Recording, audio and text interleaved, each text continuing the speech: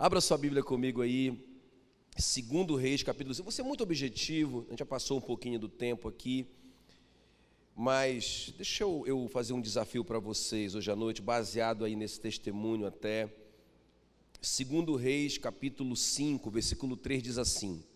Esse versículo pegou meu coração hoje, e eu nunca tinha percebido a força desse versículo. Diz assim, 2 Reis 5, 3. Disse ela à sua senhora: tomara o meu senhor estivesse diante do profeta que está em Samaria, ele o restauraria da sua lepra. Curva a sua cabeça, deixa a sua Bíblia aberta nesse texto, eu quero ver alguns versículos com você, ok? Curva a sua cabeça, eu quero orar por você. Espírito Santo querido, nós te agradecemos pela tua palavra nessa noite, e nós te pedimos que o Senhor revele essa palavra no nosso coração, que não sejam só informações, Senhor, assim como o Senhor revelou no coração dessa criança, que alcançou o coração do seu pai para o Senhor. Ó Deus, alcança o nosso coração nessa noite pela tua palavra, nos desafia, em nome de Jesus.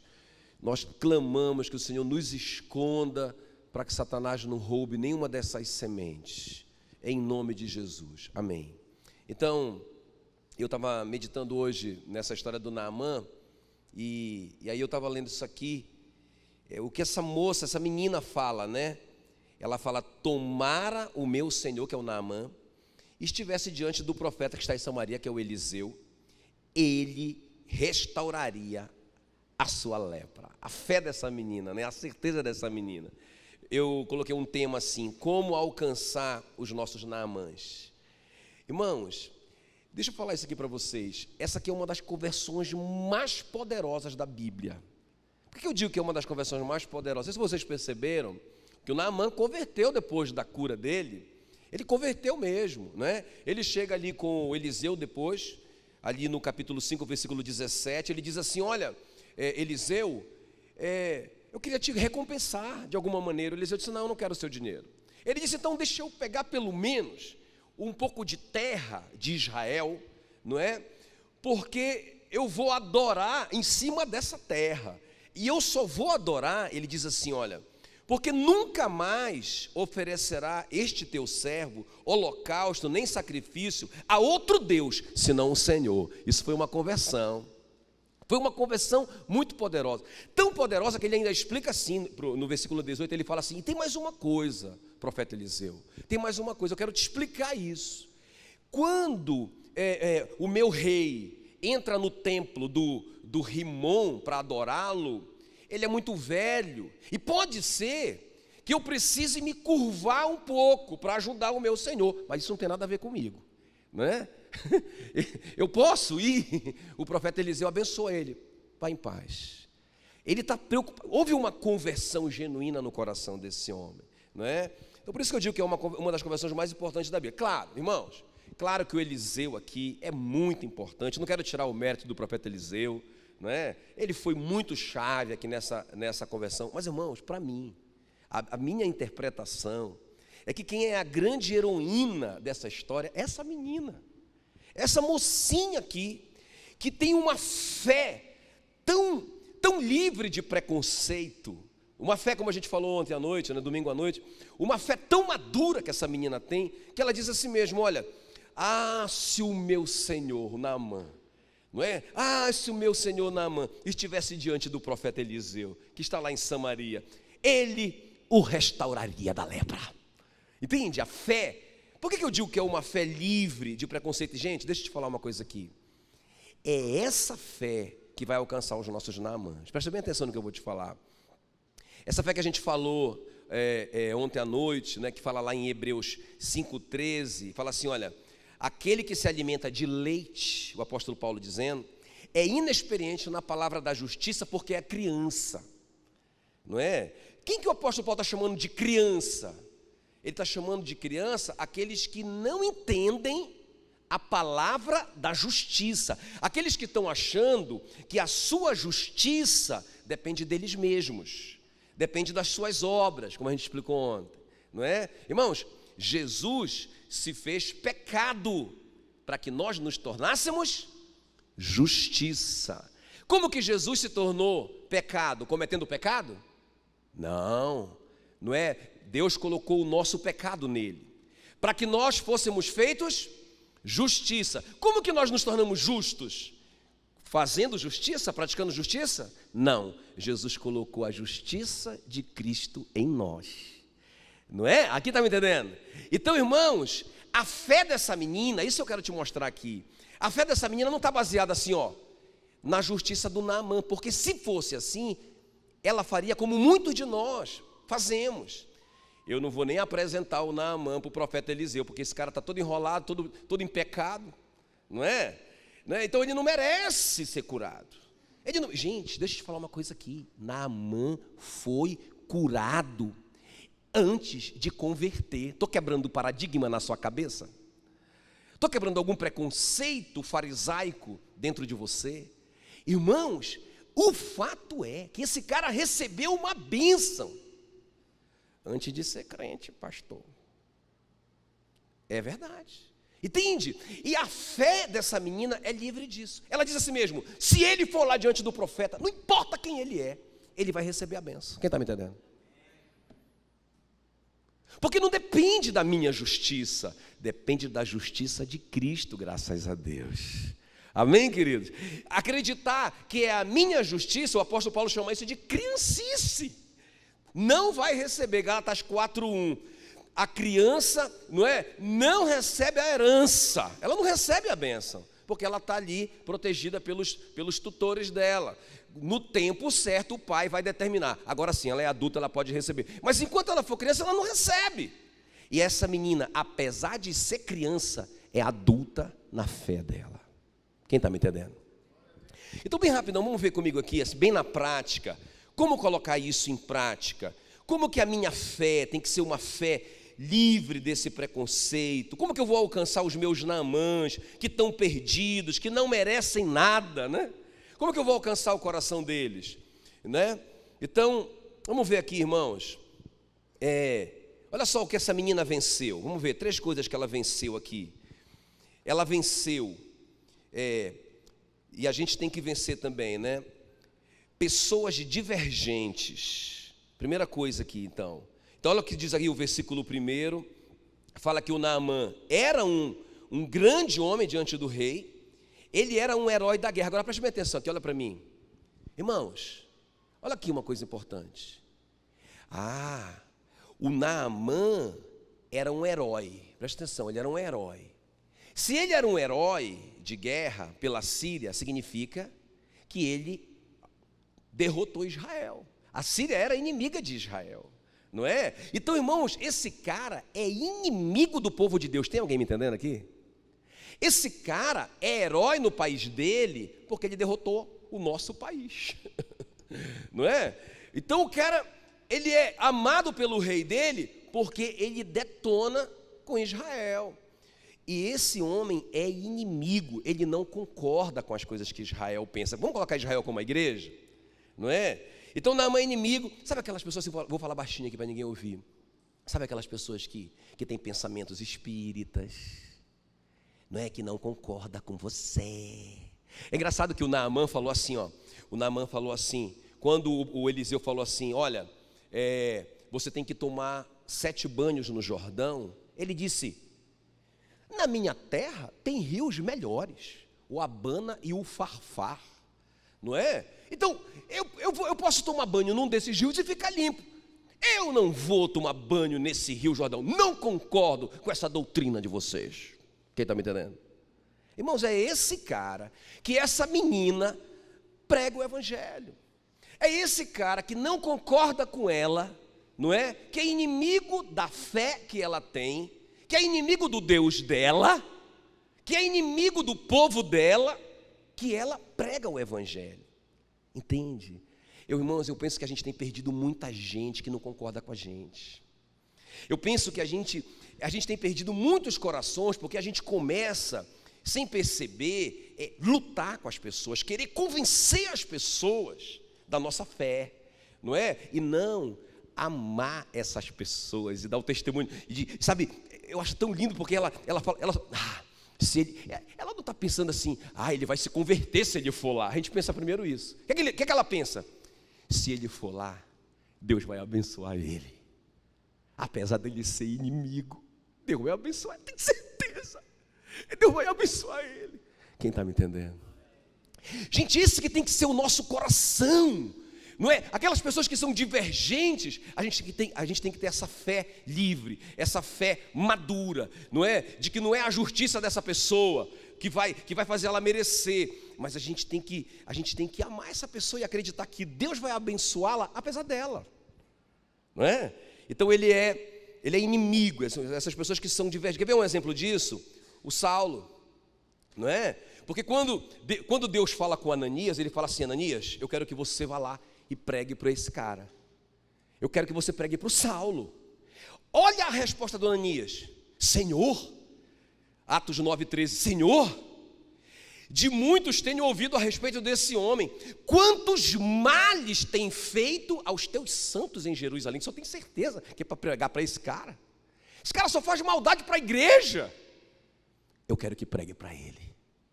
Eu tenho um projeto para esse cara. Eu tenho uma missão para ele. Eu amo esse cara, Ananias. Olha, ele vai ser conhecido entre as nações. Ele vai pregar o evangelho para os reis da terra. Sério, Senhor? Poxa, mas esse cara já aprontou tanto. Pois é, mas eu quero ele. Amém, querido? Eu quero ele, não é? Então, irmãos, é isso. A primeira coisa é isso. A fé dessa menina, a certeza que ela tinha que Deus abençoaria o Naamã, apesar dele ser divergente. Quem está me entendendo? Você tem certeza que Deus vai abençoar as pessoas em sua volta, apesar de elas não concordarem com a gente? Apesar de elas cantarem Roberto Carlos, não é? Cantarem, Roberto Carlos é o de menos, né? Fala um cantor bem terrível aí. Roupa nova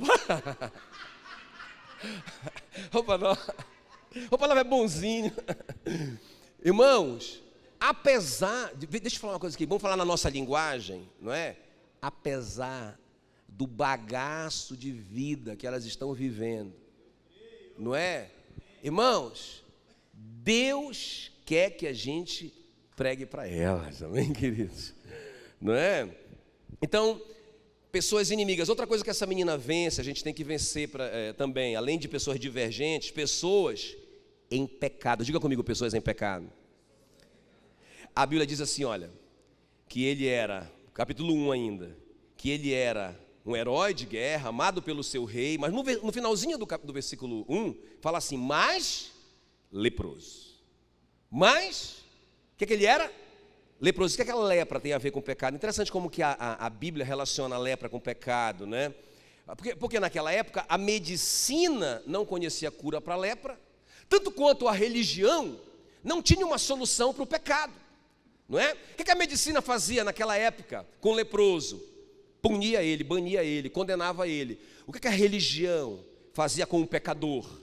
Matava ele a pedrada, porque não tinha o sangue do cordeiro, quem está me entendendo? Então por isso que aquele povo, não é, relacionava o pecado com a lepra. Não tem jeito nem para a lepra nem para o pecado. Graças a Deus que hoje tem jeito para o pecado, que é Jesus, e até para a lepra tem cura também, amém, queridos? Agora veja bem, a Bíblia até mostra alguns exemplos que relaciona pecado e a lepra. Quer ver? A Miriam pecou, não é? Ela desonrou o Moisés diante do povo, foi uma rebelião ativa da Miriam. O que aconteceu com a Miriam? Lepra. Outra lepra na Bíblia que relaciona com o pecado, a do Uzias. Uzias pecou, se ensoberbecendo, achando que ele como rei poderia fazer qualquer coisa, até oferecer o incenso, que era uma atribuição do sacerdote. O que aconteceu com Uzias? Ficou leproso. E aí, essa própria história que a gente está lendo aqui do próprio Geazi, não é? O que foi que ele fez? Ele foi lá, mentiu para o Naamã, porque o profeta Eliseu disse que não queria o dinheiro do Naamã. O Geazi foi por trás e disse, Naamã, o profeta Eliseu mudou de ideia. É que chegaram agora uns visitantes na casa dele, ele veio aqui e mandou eu pedir aqui uma ofertinha para o Senhor. Mentiroso. A Bíblia diz que a lepra de Naamã passou para o Geazi. Quem está me entendendo? Pecado e lepra estão intimamente relacionados. Então, irmãos, O Naamã é esse leproso, é esse cara famoso, é esse cara amado pelo rei, é esse cara, mas ele é pecador, vamos colocar assim, está em pecado. Gente, quem conhece pessoas que estão em pecado, né? Aí olha só, será que essas pessoas em pecado não podem receber a bênção de Deus? Vamos colocar aquela carinha no WhatsApp.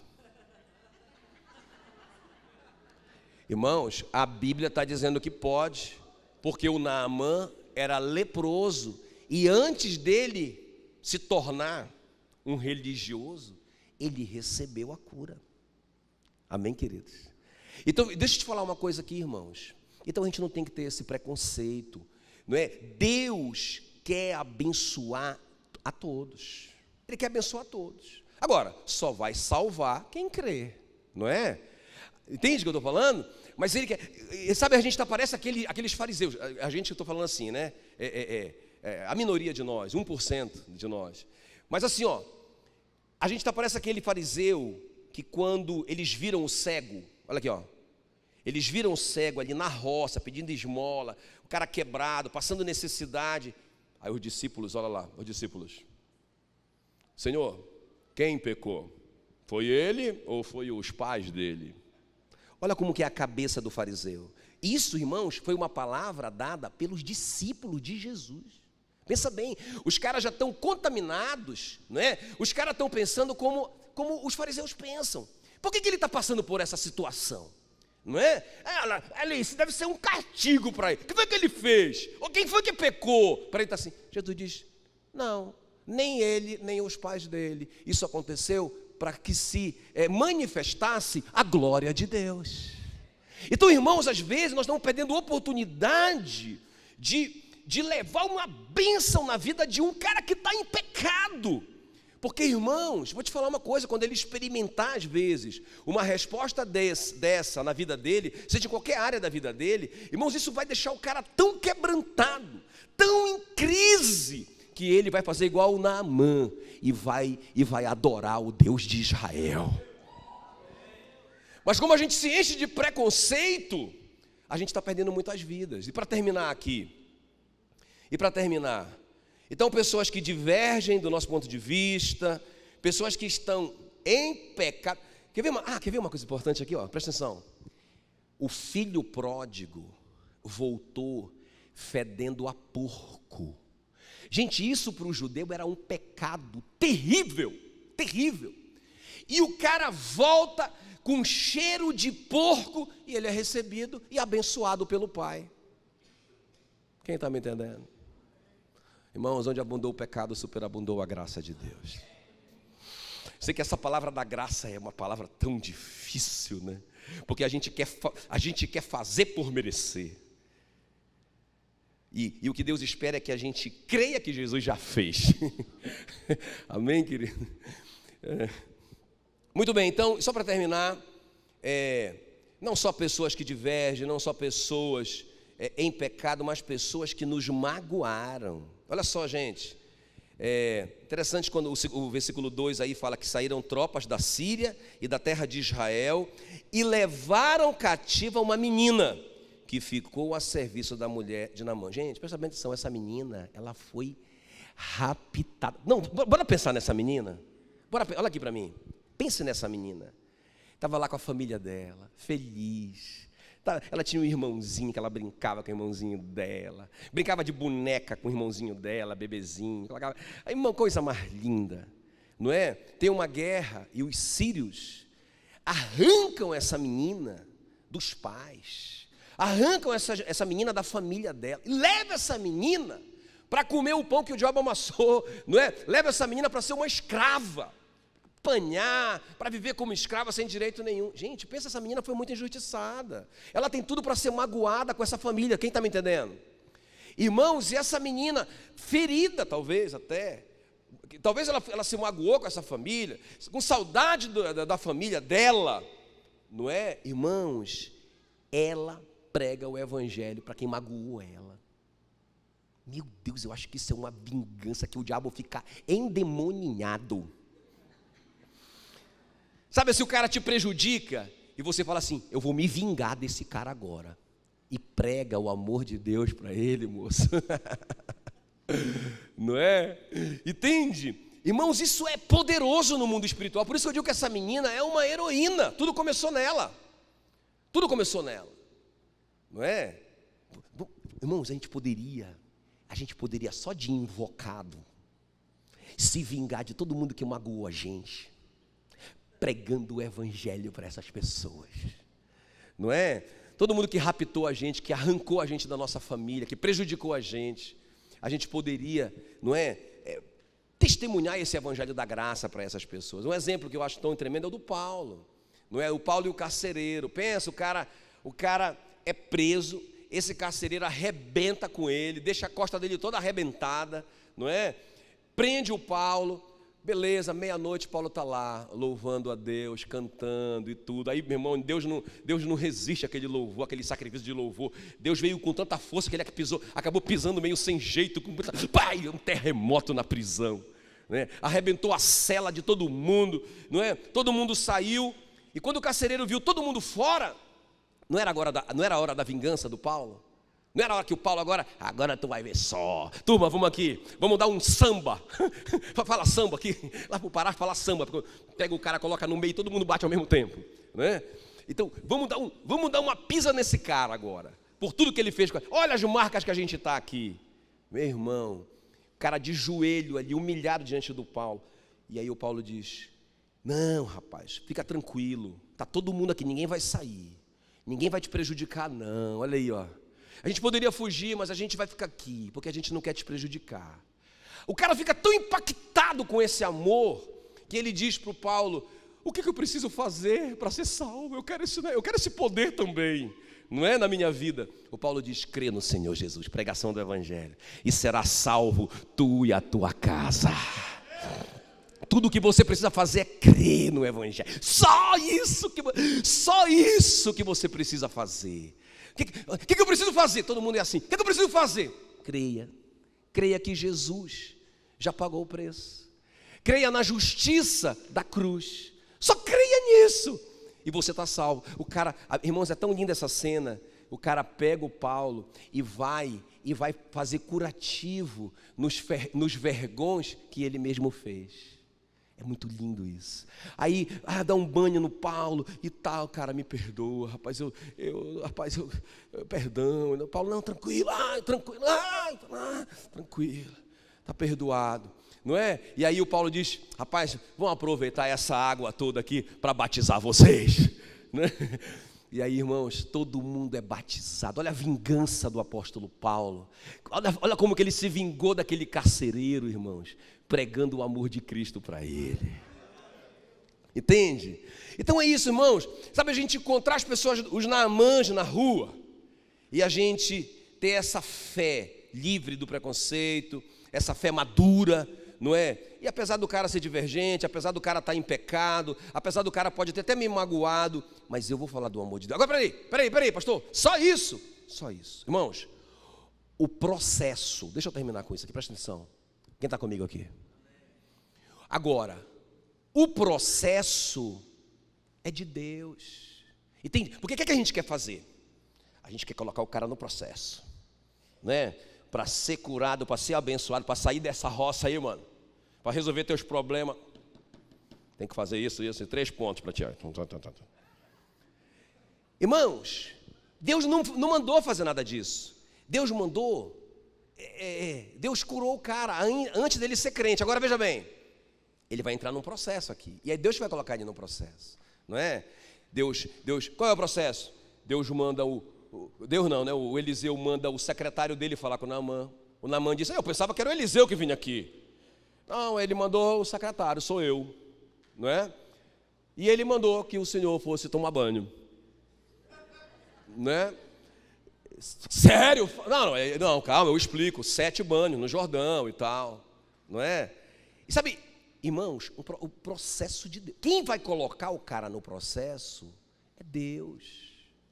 Não somos nós. Aí o cara vai ter que se humilhar, aí o cara vai ter que obedecer, vai ter que mergulhar, vai ter que se decepcionar, porque quando ele se levantou da primeira vez, ele continuava leproso. E quando ele se levantou da segunda, ele continuava leproso. E da terceira, quando ele já estava para desistir, ele vai ter que passar pelos processos de Deus. Nós estamos passando pelo processo de Deus. Agora, irmãos, o que eu quero te dizer é que a bênção é de graça, gente. É de graça, não é? Amém, queridos? E nós temos aqui liberar essa bênção sobre as pessoas, irmãos, sobre as pessoas que estão em nossa volta, sobre os nossos amigos e inimigos, sobre os que concordam conosco e sobre os que divergem conosco, não é? Sobre aqueles que nos amam e sobre aqueles que nos magoam. Nós temos que abençoar essas pessoas em nome de Jesus.